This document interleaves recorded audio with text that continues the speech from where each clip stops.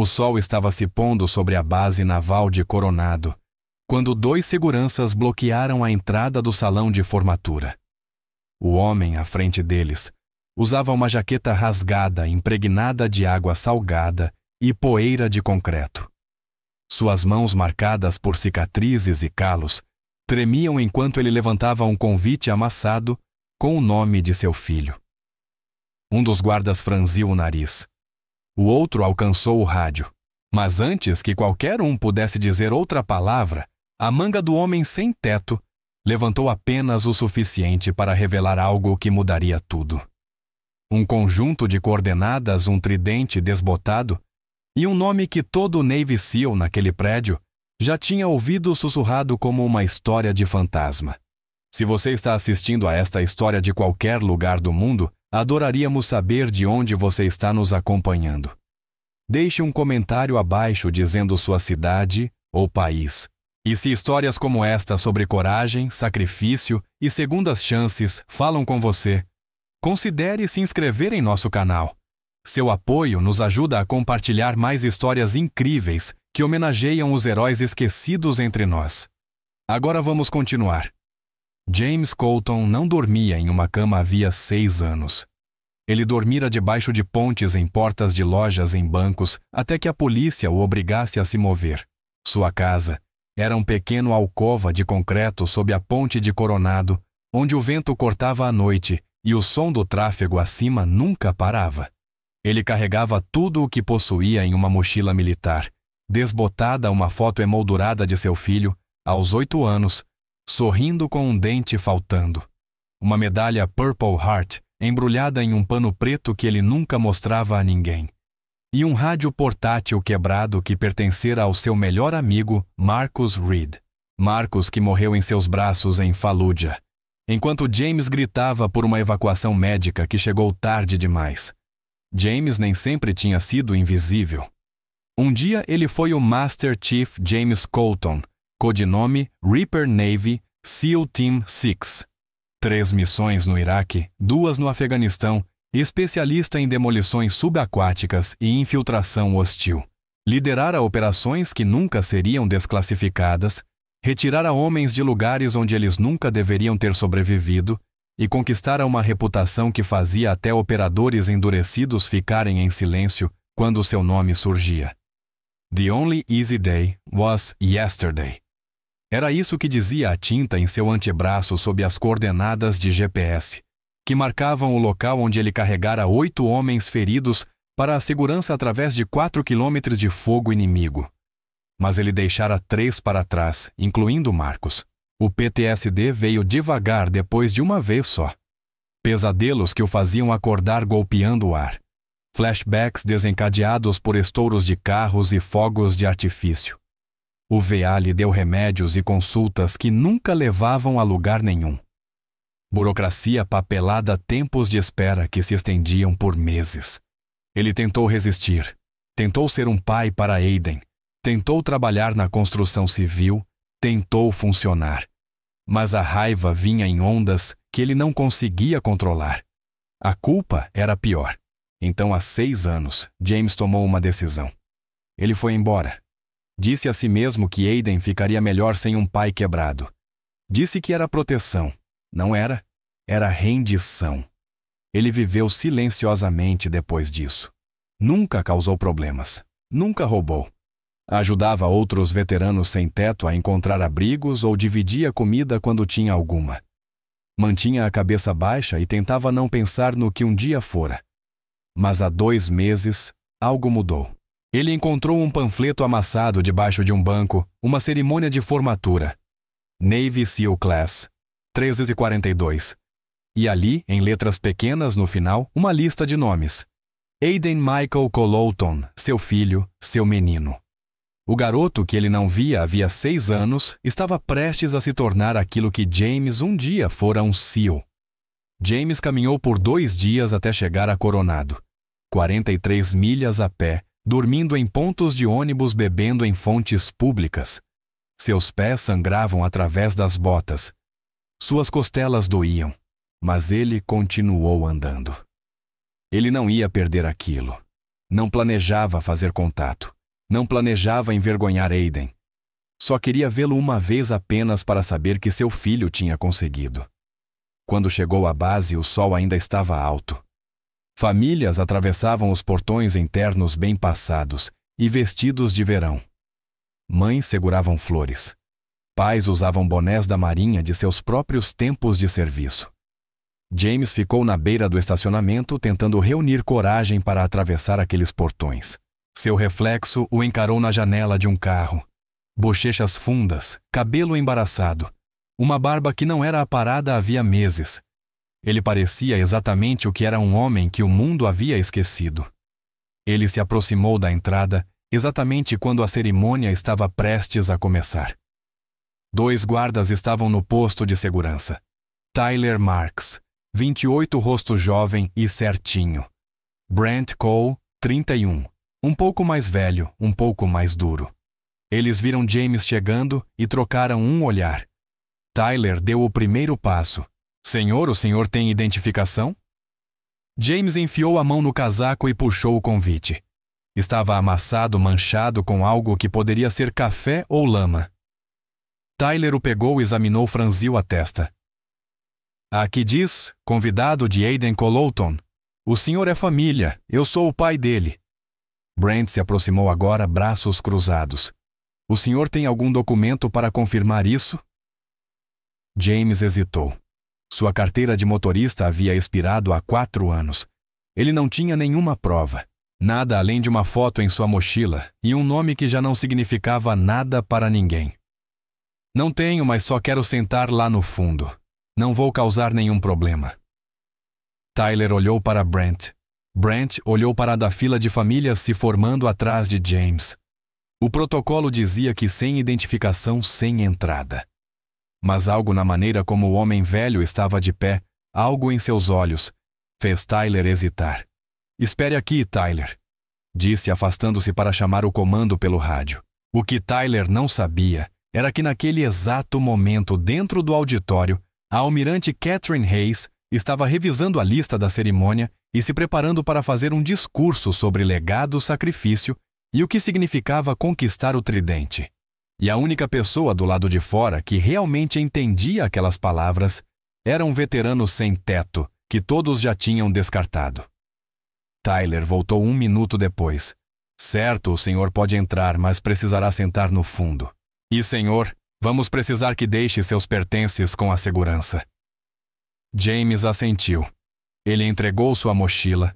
Brent a pegou, abriu o zíper rapidamente, viu a foto emoldurada e a medalha. Fechou novamente sem dizer uma palavra e entregou a James um recibo. Tyler abriu o portão. Obrigado, disse James em voz baixa. Ele passou. O auditório se erguia à frente branco e reluzente sob o sol do fim da tarde. Ele podia ouvir o murmúrio das vozes lá dentro, o arrastar das cadeiras, o som distante de uma banda de metais afinando os instrumentos. Seu coração batia forte no peito. Ele não pisava numa base militar havia mais de uma década. Parecia entrar em uma vida passada. Dentro, o auditório estava lotado. Fileiras e mais fileiras de famílias. Na frente, um palco coberto de azul marinho e dourado. Atrás dele, a bandeira americana e o emblema do tridente dos Navy SEALs. James se esgueirou até a última fileira num canto sombreado perto da saída. Algumas pessoas viraram para olhar. Uma mulher em um vestido floral franziu o nariz e sussurrou algo para o marido. Um homem de terno arrastou a cadeira alguns centímetros para longe. James manteve os olhos à frente. A cerimônia começou. A banda tocou o hino nacional. Todos se levantaram. James se levantou devagar, a mão sobre o coração, os lábios movendo-se silenciosamente, com palavras que ele não falava em voz alta há anos. Então, a almirante Hayes subiu ao púlpito. Ela tinha 58 anos, olhos penetrantes e cabelo grisalho preso em um coque apertado. Havia passado 35 anos na Marinha e comandava mais respeito do que muitos oficiais de bandeira com o dobro de seu posto. Senhoras e senhores, ela começou a voz firme e clara. Hoje honramos os homens que conquistaram o direito de usar o tridente. Não é um presente. Não é herdado. É conquistado através da dor do medo da recusa em desistir quando cada fibra do seu ser está gritando para você parar. Esses homens não são super-heróis. São humanos, mas escolheram se tornar algo mais. James ouviu as mãos fechadas no colo. Ele conhecia aquelas palavras. Ele as tinha vivido sangrado por elas, perdido amigos por elas. A chamada começou. Um por um, os formandos foram chamados ao palco. Cada um recebeu seu tridente das mãos da almirante Reis. Cada um apertou sua mão. E então, veio a tradição a pergunta que ela fazia a cada formando todas as vezes. Há algum CEO presente que gostaria de fixar este tridente? Normalmente era um pai, um irmão, um mentor, alguém que já havia percorrido o caminho e queria passar o bastão. James observou pais em uniformes brancos avançando veteranos mais velhos, com barbas grisalhas e peitos cheios de medalhas, subindo para homenagear os jovens que haviam treinado. E então, o nome foi chamado Aiden Michael Collouton. James se endireitou, o ar preso no peito. E lá estava ele, seu filho, 23 anos mais alto do que James lembrava, ombros mais largos, cabelo raspado, curto, uniforme impecável. Aiden caminhou até o palco com as costas retas e os olhos à frente. A almirante Reis entregou-lhe o tridente, um pequeno pin dourado que pesava quase nada, mas significava tudo. Há algum CEO presente que gostaria de fixar este tridente. O auditório ficou em silêncio. Aiden vasculhou a plateia com os olhos. Sua mãe não estava lá. Ela havia falecido 3 anos antes, vítima de câncer. Nenhum tio, nenhum avô, apenas cadeiras vazias onde a família deveria estar. E então, do fundo da sala, nas sombras onde ninguém estava prestando atenção, uma mão marcada por cicatrizes se ergueu lentamente no ar. James não pretendia fazê-lo. Foi instinto reflexo de pai. Mas no instante em que sua mão subiu, no instante em que a manga escorregou, revelando a tinta em seu antebraço, tudo parou. Os olhos de Aiden o encontraram, e por um momento, o rosto do jovem CEO ficou completamente imóvel. Então sua boca se abriu, seus olhos se encheram, e ele disse alto o bastante para que a primeira fila ouvisse: "Almirante, meu pai está aqui." A almirante Reis franziu o senho. Ela consultou a lista. O pai de Aiden não estava registrado. Ela olhou para a plateia, seguindo o olhar de Aiden até o fundo da sala. E então, ela o viu. Um homem sem teto, com roupas rasgadas, parado nas sombras, a mão ainda levantada. Ela desceu do palco. A sala prendeu a respiração. Famílias se viraram em seus assentos. Formandos esticaram o pescoço para ver. A almirante Reis caminhou pelo corredor central, seus saltos ecoando no chão polido. Ela parou diante de James, olhou-o de cima a baixo. Viu a sujeira sob suas unhas, o cheiro das ruas, as bochechas fundas, e então viu a tatuagem. Seu rosto empalideceu. Sua mão voou até a boca. Ela deu um passo para trás e por um momento pareceu que poderia cair. "Reaper", ela sussurrou. James inclinou a cabeça uma vez. "Senhora." O nome se espalhou pela sala como fogo selvagem. Reaper. Reaper. O ceifador de Fallujah. A lenda. O fantasma. O homem que não deveria mais existir. A almirante Reis endireitou a postura. E então, diante de 200 pessoas, ela fez algo que ninguém esperava. Prestou uma saudação militar completa a um homem em farrapos. "Master Chief Collouton", disse ela, a voz tremendo. "Nós não sabíamos. Nós não sabíamos." James devolveu a saudação lentamente, sua mão tremendo. "Permissão para avançar, almirante." "Concedida." Ele caminhou pelo corredor. Cada olhar na sala o seguiu. Algumas famílias se afastaram, outras encararam chocadas, mas os CEOs, os formandos. Os instrutores todos se levantaram. Um por um ergueram-se de seus assentos. Aiden saltou do palco e correu. Ele não caminhou. Ele disparou pelo corredor e colidiu com o pai com a força de 6 anos de luto e saudade. Abraçou James com força, enterrando o rosto no ombro dele, chorando como uma criança. Pai. Pai, eu pensei que você estivesse morto. Pensei que tinha perdido você. James o segurou. Suas mãos ásperas e quebradas acolheram a cabeça do filho. Me desculpe, ele sussurrou. Me desculpe tanto, Aiden. Eu achei que você ficaria melhor sem mim. Eu nunca fiquei melhor sem você. Atrás deles, a almirante Hayes enxugava os olhos. O capitão Moss, o instrutor sênior, permanecia imóvel, o prancheta caída no chão, e então, de algum lugar na plateia, um par de mãos começou a aplaudir. Depois outro e outro. Em segundos, todo o auditório estava de pé aplaudindo como uma tempestade.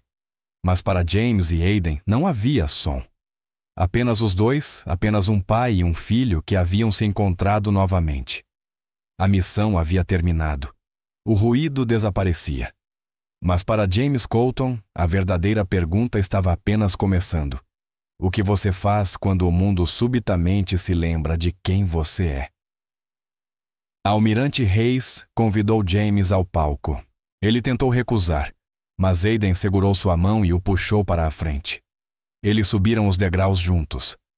A almirante entregou a James o tridente. Era pequeno dourado afiado. A honra é sua Master Chief. James olhou para o pin na palma da mão. Olhou para seu filho ereto em seu uniforme branco. E então, com mãos que já haviam destruído fortalezas inimigas e salvado homens moribundos, prendeu cuidadosamente e com delicadeza o tridente sobre o coração de Aiden. Eu não estive presente para muitas coisas. James disse baixinho, a voz quase inaudível. Mas eu tenho muito orgulho do homem que você se tornou. A voz de Aiden se rompeu. Você sempre esteve lá, pai. Você me ensinou o que significa ser um SEAL antes mesmo de eu me alistar. A cerimônia continuou, mas ninguém se lembraria do resto. O que ficou foi a imagem de um pai e um filho lado a lado naquele palco, um em trapos, outro em branco cerimonial, ambos guerreiros. Após a cerimônia, a almirante Hayes puxou James para o lado. Ela já não era a oficial composta de antes. Estava abalada, furiosa, envergonhada. Master Chief, há quanto tempo o senhor está nas ruas? 6 anos, senhora. E o VA eles tentaram. Eu escorreguei pelas brechas. A mandíbula dela se apertou. Isso acaba hoje. Está me ouvindo? Estou designando pessoalmente um responsável para o seu caso. Moradia, atendimento médico, apoio psicológico completo. Você vai receber tudo o que lhe era devido e mais. James balançou a cabeça. Eu não preciso de caridade, almirante. Não é caridade. É uma dívida. E está muito atrasada. O capitão Moss se aproximou em seguida. Estendeu a mão. Master Chief, eu ouvi as histórias. Achei que fossem exageros. Provavelmente eram. Duvido.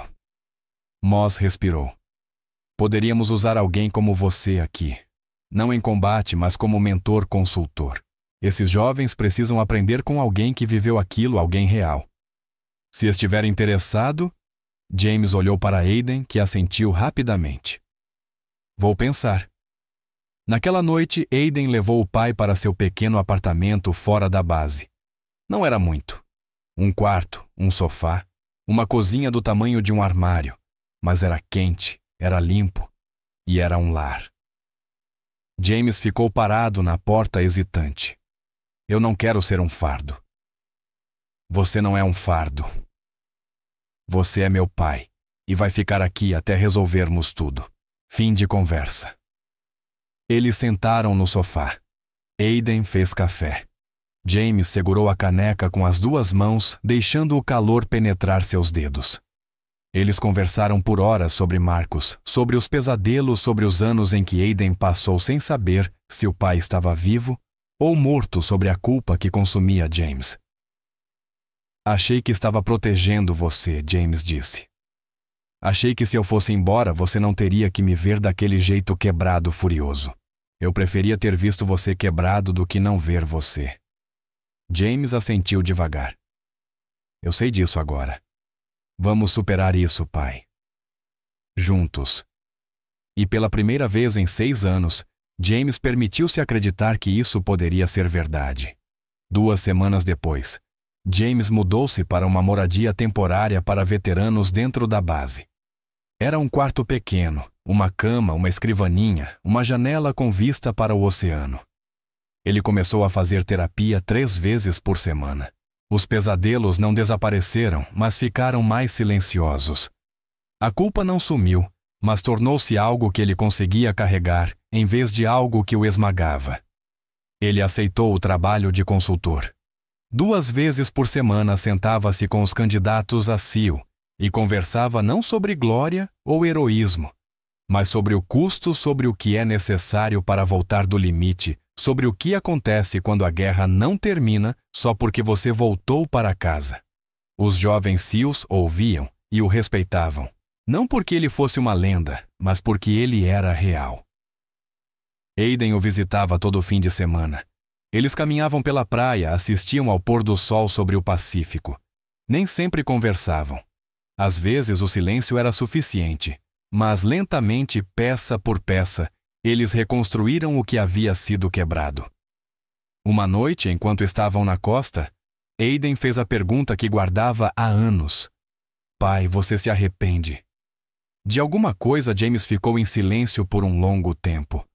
As ondas quebravam, as gaivotas gritavam, o vento puxava seu casaco. Eu me arrependo dos anos que perdi com você, mas do resto não. Eu fiz o que fui treinado para fazer. Salvei os homens que pude, perdi os que não consegui salvar. Esse é o trabalho. E agora James olhou para o filho, para o tridente preso sobre o coração dele, para o homem que ele havia se tornado. Agora eu tenho uma segunda chance. Nem todo mundo tem isso. Aiden sorriu. Não tem. 6 meses depois, James estava diante de um pequeno grupo de instrutores e candidatos a SEAL. Não usava uniforme, apenas jeans e uma camisa de flanela. Mas em seu antebraço, as coordenadas e o tridente estavam visíveis. Um lembrete. A maioria de vocês sabe quem eu sou. Ele começou. Alguns de vocês conhecem as histórias, e sim, algumas são verdade. Mas não estou aqui para falar das missões. Estou aqui para falar do que acontece depois. Porque a luta não acaba quando você volta para casa. E se você não tiver pessoas ao seu redor, se você não pedir ajuda, se você achar que pode carregar tudo sozinho, vai acabar como eu acabei debaixo de uma ponte esquecido. E vocês valem mais do que isso, cada um de vocês. A sala ficou em silêncio. Um jovem candidato mal completando 22 anos levantou a mão. Master Chief, como alguém volta depois disso? Como alguém sobrevive? James sorriu de leve. Você não sobrevive sozinho. Você encontra uma pessoa, um motivo. Para mim foi meu filho. Encontre o seu e segure firme. A aula terminou. Os candidatos saíram em fila, mas vários pararam para apertar a mão de James, agradecê-lo, dizer que lembrariam. E James percebeu algo. Ele não estava apenas sobrevivendo. Ele estava vivendo. Ele estava ajudando. Ele estava em casa. Naquela noite, ele se sentou na praia com Aiden mais uma vez. O sol se escondeu sob o horizonte, pintando o céu de dourado e carmesim. O oceano se estendia sem fim, escuro e infinito. Você está bem, pai? Perguntou Aiden. James assentiu. Sim, acho que estou. Bom, porque eu preciso de você aqui. Você sabe disso, certo? Eu sei. Eles ficaram em silêncio. Pai e filho, SEAL e SEAL. 2 homens que caminharam pelo fogo e encontraram o caminho de volta. James Collouton nunca saiu nas manchetes, nunca deu entrevistas, nunca buscou reconhecimento. Ele ainda carregava a foto de Marcus Reed, ainda carregava a culpa, mas também carregava algo novo. Esperança, propósito, um motivo para continuar. E às vezes, tarde da noite, quando os pesadelos vinham, ele abria os olhos e lembrava onde estava. Não debaixo de uma ponte, não sozinho, mas em um quarto com uma cama e uma janela. Com um filho que o amava, com uma segunda chance que ele nunca imaginou receber. The only easy day was yesterday. Mas hoje valia a pena lutar. Se esta história emocionou você, se lembrou que segundas chances são possíveis, que heróis podem ser encontrados nos lugares mais inesperados, inscreva-se em nosso canal. E agora, na sua tela, há outra história incrível esperando por você. Clique, assista. E lembre-se, toda pessoa que você encontra na rua tem uma história. Algumas talvez sejam lendárias. Obrigado por assistir.